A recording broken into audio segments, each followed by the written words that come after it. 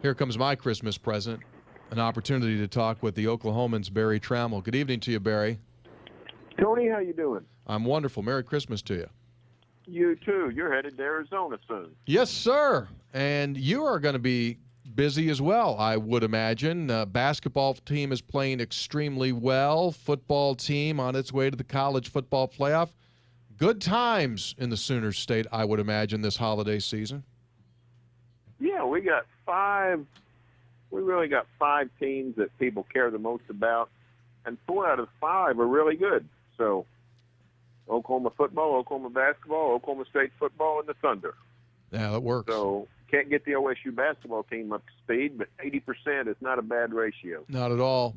A year ago at this time, Barry, there was still a lot of gnashing of teeth going on because the Big 12 Conference did not qualify a team for the college football playoff. This year, the Sooners are in. Big picture here, what did that do for the Big 12 Conference by getting one team in? Well, I mean, it saved some wear and tear on teeth. However, I don't know that the deep thinkers have stepped back and put their feet up, because if you'll notice, the Sooners dropped on that last poll from 3 to 4, still got in, but it makes you wonder if Stanford hadn't lost to Oregon there on whatever day that was, November 14th, I think. Right. Or, if Stanford had finished 12-1, would the Big 12 still be on the outside looking in? If Ole Miss hadn't lost to Arkansas on a total miracle, that 4th and 25, throw it over your head and pray, if that had happened, Ole Miss wins the SEC West and goes to the SEC title game and probably beats Florida. And Ole Miss is an 11-2 SEC champion, and all the SEC hype kicks in that Ole Miss and Alabama both ought to go in. Would they have gotten ahead of Oklahoma? Don't know the answer to those questions, but it's things you can't let your guard down against. I think the Big 12 still has to stay, sort of keeping their eyes open in all directions for how they can better solidify their status within this new parameter of the college football playoff. So your point is, you feel that it is, or some believe, decision makers believe, that it is very important to play on the final Saturday of the season? Well, I think it's absolutely necessary. It's imperative. I think it's getting more and more likely that we're going to have a championship game. I think all the factors are demanding it. I think the committee is showing they value championship games. I think the other conferences are showing that they don't really want to do much for the Big 12 in terms of boosting their status. Jim Delaney pulling the power play, saying let's hold our horses on the Big 12 getting a championship game with 10 teams. It's clear they don't want the Big 12 to have they don't want the Big 12 to have a championship game because they think the Big 12 is a little bit vulnerable right now. So I think minimum you got to play in December, but I think we're going to have to go to 12 and have a championship game. So you see that heading that way, then it does make sense. All right, so let's begin the conversation. That it's kind of like a dance marathon; it never stops. How soon do you think the Big 12 would expand, and who do you think would be on the short list at this moment? Well, I mean, I don't know. I think there's some general feeling from some, clearly not the majority, but some would like to do it immediately.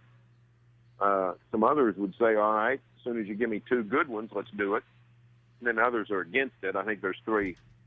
I think that's what you've got is 3 factions right here. And most of it comes down to who do you add. And, the evergreen candidate is Brigham Young.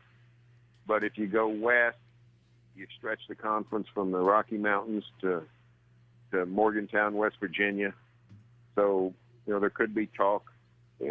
What I've found, Tony, and you may know more about this than I do, Connecticut's actually staged a little bit of a football revival. Bob Diaco's done a nice job coming in from Notre Dame. UConn football was dead and dying, and they've become competitive again.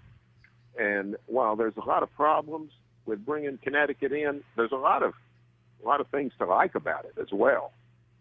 So I think Connecticut's back on the table. Interesting. And if you bring in a Connecticut, then you could look at a Cincinnati. And then you got three. You guys would have three back in the East, and it wouldn't be such a sort of a lone wolf conference for West Virginia. It'd start to look sort of like a geographic conference in some ways again. So I'd keep my eye on UConn. It's a very, anytime your name starts with University of and it's followed by a state, that's a good thing. That's a good thing. Yeah, it doesn't start with a direction.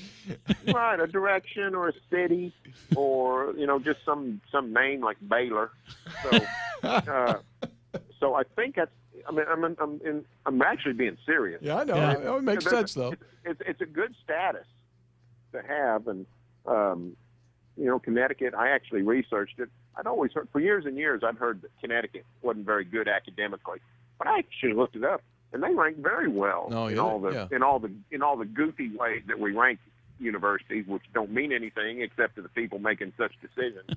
So Connecticut would actually be a nice addition in a lot of ways. It'd open up a new market, an important market, and it would make for some really good basketball. So if I assume if they got their team going and they played in a conference like the Big 12, I would assume they would have a pretty good fan following. So, I don't. There for a while, for a year or two, I wrote Connecticut off. The Paul Pasqualoni era was just a disaster, but they're pretty competitive now. So I'd keep my eye on them.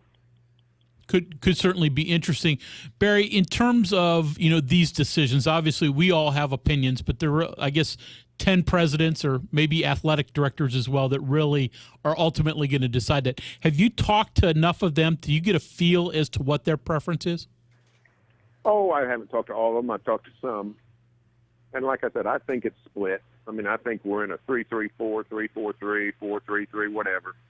I don't think anybody's got the votes right now to get anything done.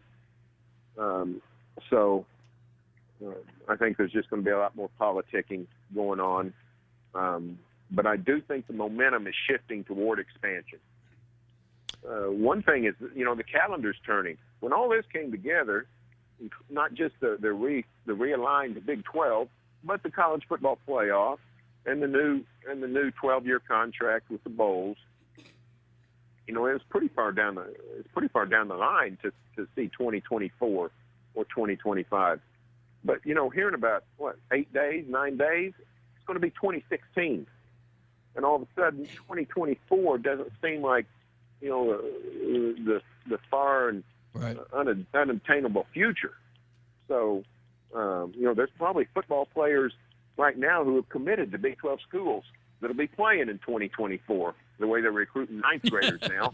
So, it's not that far away. So I think people are saying, we're not in a bad position, but we don't want to get to 2024 and then just say, that's the end. Nice seeing you. Right. They want to be strong in 2024. So I don't think you can wait until 2020 to 2022 to start worrying about it. I think you have to start dealing with it now. Yeah, good point. Before we let you run off here, and we do appreciate your time, basketball-wise, general perception of the Big 12 Conference to this point, better than last season overall, top to bottom? It looks like it to me. I think we've got some really good teams. Oklahoma, Kansas, Iowa State. Texas is better than I thought. Yeah. The Mountaineers are going to be good. Oklahoma State's not very good, and Baylor I don't know about. But I think there's going to be 4 or 5 really good teams. So, I don't expect there to ever be 7 or 8 really good teams. But I think 4 or 5 really good teams, and in a 10-team conference, that's big time. Yeah, it is. So, I heard I was talking to one of the OSU football players. I forget which one. I think it's Jordan Stearns, the safety. I was talking about how important it is to win the Sugar Bowl. and for Big 12 pride, beat the SEC. And he said, yeah, it is important. He said, I heard on the radio the other day that we're a basketball conference, so we can't have that.